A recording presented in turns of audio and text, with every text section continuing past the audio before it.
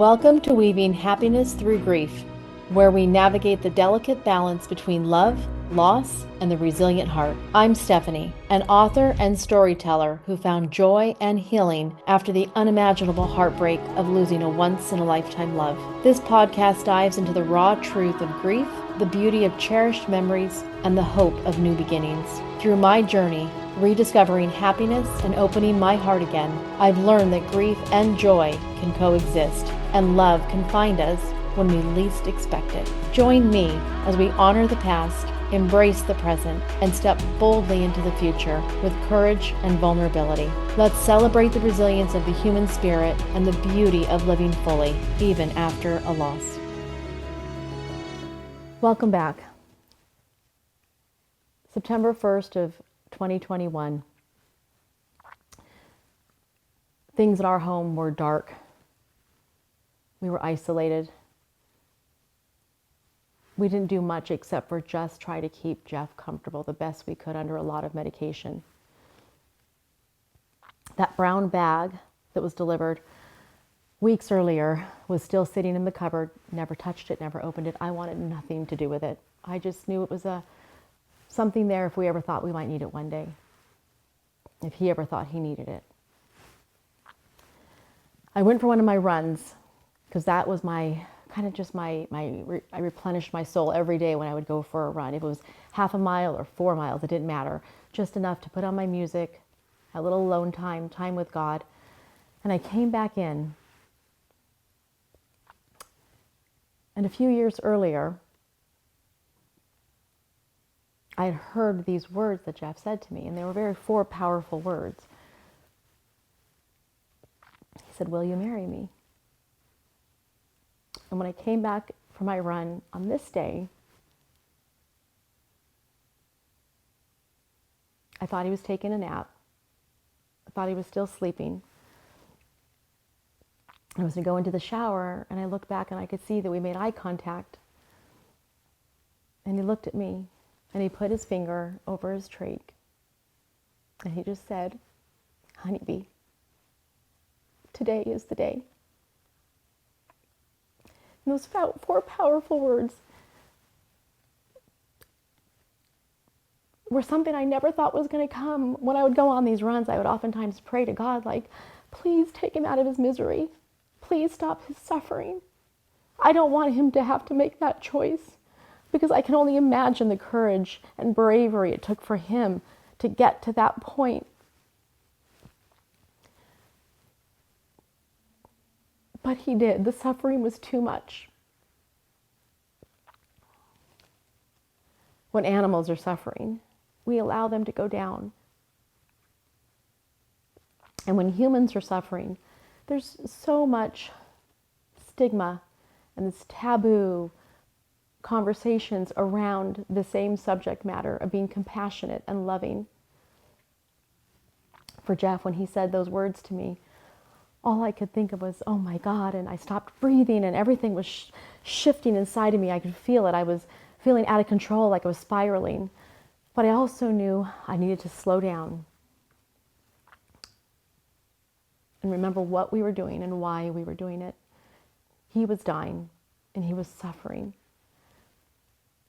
And his pain was so unbearable, and there was absolutely no quality of life left for him.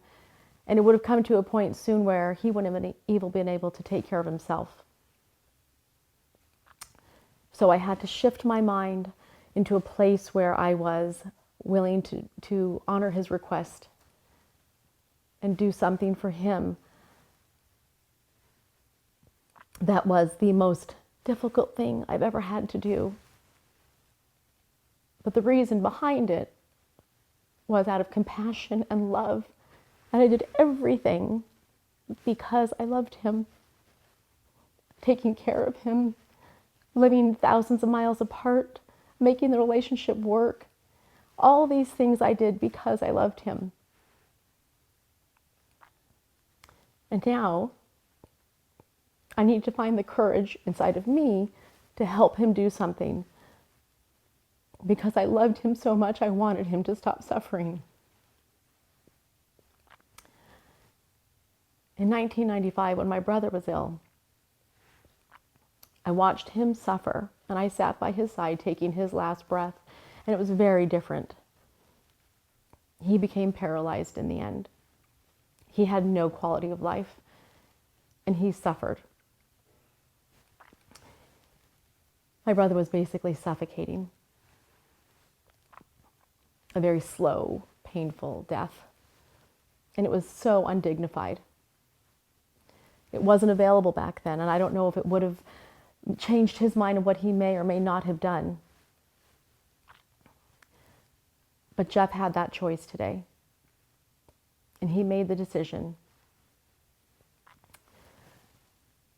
After I cried with him and we held one another, I realized I never thought about what this day would look like if it ever came. So I decided, okay, what will I do? And I was panicking. And then again, I got to that place in my head where I had to compartmentalize it and slow everything down and go, okay, just breathe and think about it. What would Jeff do for you? And I knew exactly what he would do. He would create a beautiful setting, romantic setting, because that's who he was.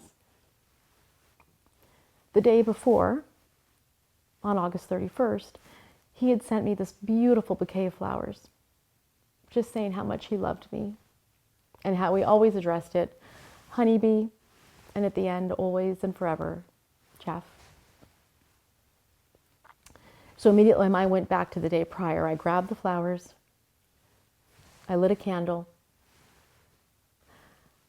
I went into the restroom to take a quick shower because I had just come back from a run and I was all sweaty, so my mind was racing going, this can't be the last thing he sees is me all sweaty and gross, and this is the last day on earth. And so I decided, I can't even put into words the frantic feeling, but yet, for me at least, I wanted to make it beautiful. But I didn't want to make him wait, so I was trying to hurry. So I took a quick shower, and in the shower I thought, okay, rinse off, catch your breath, take your moment. His family was with him at this moment, and the rest of the family knew what we were doing and some close friends. So I decided in my head, I'm not sure exactly why, but I put together a playlist of music because Jeff was so into music. He was always the DJ anywhere we went. He had different tunes for different occasions, and it was fantastic. So a few days even prior to that, I was coming back. I went into our business for a few hours and I came back. And one of the things Jeff told me when we first met in Vegas after his dad passed away, he hated saying goodbyes. So we always used the word toodaloo. And that was his favorite phrase. Toodaloo, toodaloo, good night, toodaloo. And it was sweet, and we all still say toodaloo to this day. But when I was coming back home that one day, a few days earlier from work, directly in front of me, and I took a picture of it because I couldn't believe what I had just seen. There was a license plate right in front of me, and it literally spelled out exactly like Jeff would, toodaloo. So I knew the day was coming. I just didn't know when. That, to me, was a sign from God to say, start preparing yourself. So when I made this playlist quickly, I entitled it Toodaloo, and I still listen to it periodically. And it's all these beautiful love songs and spiritual songs and memorable romantic country songs that we like to two-step to. I put that all together, and he sat there patiently because I had to still gather myself because I'm going, this is my last days, my last hours, my last moment. And I just kept thinking, my God, what's he thinking? Like, how does one come to that decision? And I couldn't stop thinking about how he got there. I don't know if I could do what he did, but I also have never been in his shoes and the suffering he had, and I needed to honor his request to take him out of his misery. So opening the brown bag, everything was set to have a beautiful, peaceful setting for him. And there were 3 different containers. In my book, I go into this more about what that looks like. It was peaceful. It was tragic. It was beautiful, but it was what he wanted. He didn't want to live in this pain and suffering anymore. And so I did the steps to do what I needed to do to give him what he needed on his last day. I sat with him. We laid together. We were quiet. We didn't really say too much, to be honest with you, because we'd said it all. We always shared our hearts. Everything was spoken. There were no more words to be said. We just held each other's hands. He drank the third container of the 3 that are required. And within a few hours, the sun was setting, and we laid there together listening to music.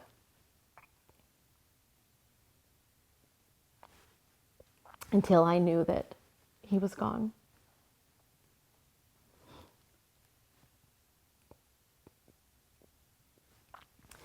There's really no words to describe it. I don't know how to describe it. I felt a sense of peace for him. There was peace that came over the room. And clearly a deep sadness and sorrow. Knowing no one would ever call me a Honeybee again.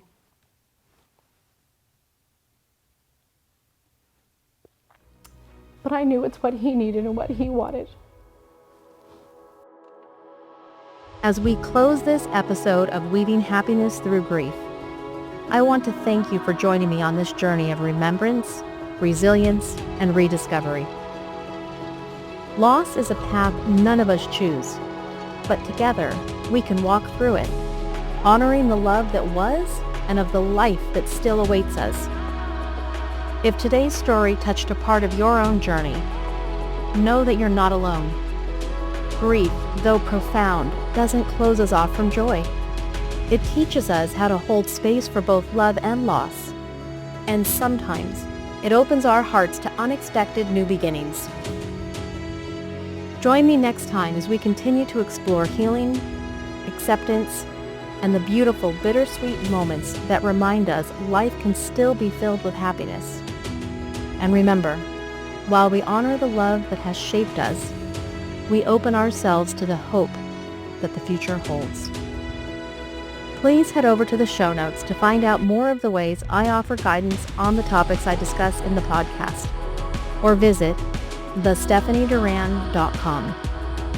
Until next time, take gentle steps forward, hold your memories close, and know that joy and love in all its forms continues on.